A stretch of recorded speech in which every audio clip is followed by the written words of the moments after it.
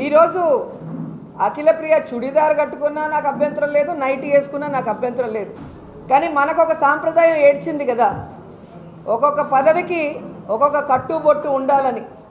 మరి తెలుగుదేశం పార్టీలో ఎన్టీ రామారావు గారు స్థాపించారు కాబట్టి ఆ సంస్కృతి సాంప్రదాయానికి గౌరవించి ఒక చీర కట్టుతో వస్తే గౌరవంగా ఉంటుందని మేము చెప్పాం. ఎందుకంటే నన్నపనేని గారు అలాగే చాలా చక్కగా తెలుగుతనం ఉట్టిపడే విధంగా ఉంటారు. రేణుకా చౌదరి గారిని మనం చూసాం, జయప్రద గారిని కూడా చూసాం.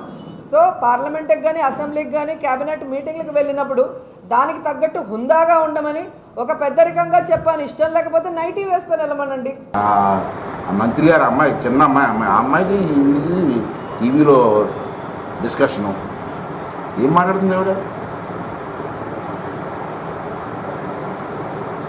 లేడీస్ డ్రెస్ ఏం వేస్తారండి, అది పైజామా, కుర్తా పైజామా వేస్తారు.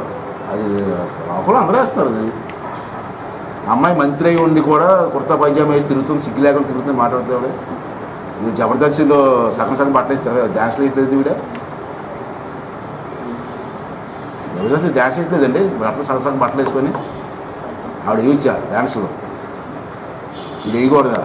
అంతు చిక్కని రహస్యాలు, మరెన్నో మనకి తెలియని పురాతన కట్టడాలు, వాటి వెనక దాగిన నిజాలు, పూర్వీకుల ఆచారాలు, మరెన్నో మూఢ విశ్వాసాలు, ఇలా కాలగర్భంలో కలిసిపోతున్న రహస్యాల కొరకు సబ్స్క్రైబ్ చేయండి రహస్యవాణి ఛానల్.